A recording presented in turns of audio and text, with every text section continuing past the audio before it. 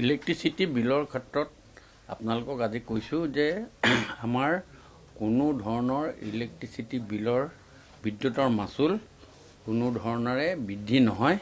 এই কথাটো আজি আপোনালোকৰ জৰিয়তে সমগ্ৰ অসমবাসীক আজি আপোনালোকক কৈছোঁ।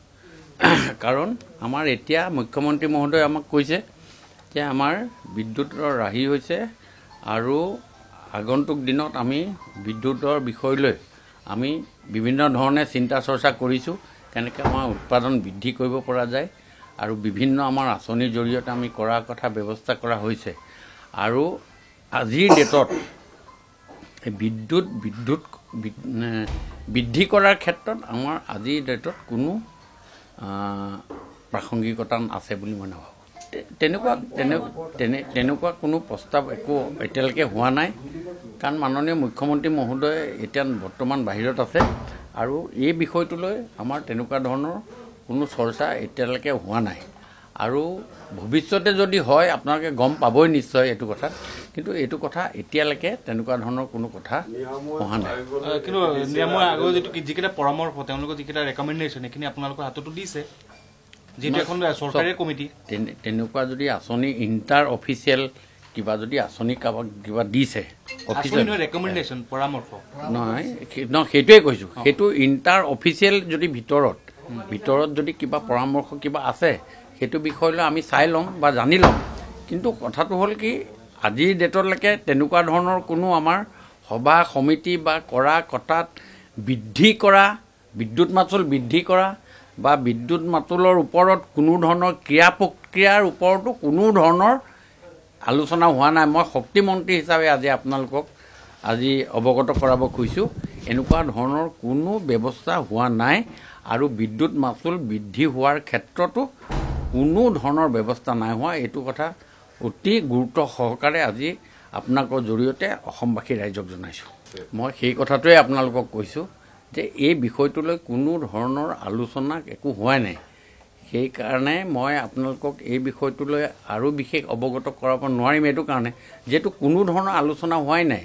মাননীয় মুখ্যমন্ত্ৰী মহোদয়েও কৈছে যে আমি বিদ্যুতৰ মাচুল নবঢ়াওঁ, কিন্তু আজিৰ ডেটতো সেই কথাটো একো ধৰণৰ হোৱা নাই। মই গুৰুত্ব সহকাৰে আপোনালোকক কৈছোঁ যে মাননীয় মুখ্যমন্ত্ৰী মহোদয়ে যি ধৰণে কৈছে, মই শক্তিমন্ত্ৰী হিচাপে এই গোটেই কথাটো অতি গুৰুত্ব সহকাৰে লৈছোঁ। আজি আকৌ পুনৰবাৰ আপোনালোকক কৈছোঁ যে আমি বিদ্যুৎ মাচুল বঢ়োৱাৰ ক্ষেত্ৰত আমাৰ ফালৰ পৰা কোনো ব্যৱস্থা এতিয়া আমি হাতত লোৱা নাই। কিন্তু কোনো ধৰণৰ ৰেকমেণ্ডেশ্যন যিহেতু ৰেকমেণ্ডেশ্যন কমিটি চৰকাৰৰ তেওঁলোকৰ কোনো ধৰণৰ চিঠি পত্ৰ আপোনালোকৰ বিভাগলৈ আহিছে? ইণ্টাৰ অফিচত যদি কিবা ধৰণৰ কিবা ভিতৰত কথা পাতিছে, সেইটো আমাৰ লেভেলত এতিয়ালৈকে কোনো অহা নাই বা মই এতিয়ালৈকে অৱগত নহয়। জুলাই মাহ আহি আছে, লোডশ্বেডিঙৰ এটা অসুবিধা থাকেই আৰু গুৱাহাটী মহানগৰীতো ঠায়ে ঠায়ে লোডশ্বেডিং আছে। গোটেই অসম জুৰিও কেতিয়াবা লোডশ্বেডিঙৰ কবলত দেখা যায়। এই বিষয়টোক লৈ আপুনি কি ক'ব বিচাৰিব, যিহেতু গৰমৰ দিন আহি আছে? জুলাই মাহত আপুনিও থাকিব, জুলাই মাহত ময়ো থাকিম। সেই বিষয়লৈ সময়মতে যি ব্যৱস্থা কৰিব লাগে এতিয়াৰ পৰাই আমাৰ ফালৰ পৰা আমি গোটেই কথাটো চিন্তা কৰিছোঁ। আমি জুলাই মাহৰ কথা আপোনালোকে যেনেকৈ চিন্তিত, আমিও সেই ধৰণে চিন্তা চৰ্চা কৰি এতিয়া আমি লোৱাৰ কপিলি 120 মেগাৱাট আমি সেইটো ডেভেলপ কৰিব লাগে। সেইকাৰণে আমি যোৱাকালিও মই পৰহি দিনা আমাৰ লোৱাৰ কপিলি যিটো ষ্টেচন হ'ব হোজাই তালৈও গৈছোঁ। আপোনালোকে দেখিছে, আপোনালোকৰ চেনেলৰ যোগেদি প্ৰকাশ পাইছে।